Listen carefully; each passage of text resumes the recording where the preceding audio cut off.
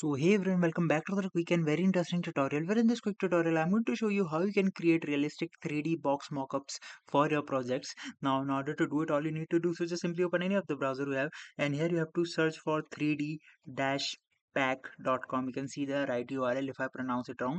Now just simply go over there. You can do the same steps from your smartphones as well. Now here all you need to do, you can see the 3D box mockup of any product. You can even upload your products as well, and you can see, just simply hit reset artwork and you can provide your artwork as well, and you can customize it as per your needs. You can change multiple settings, and once you are satisfied with your changes, all you need to do is just simply hit on this option of download image, and you're gonna get the image of that particular 3D mockup.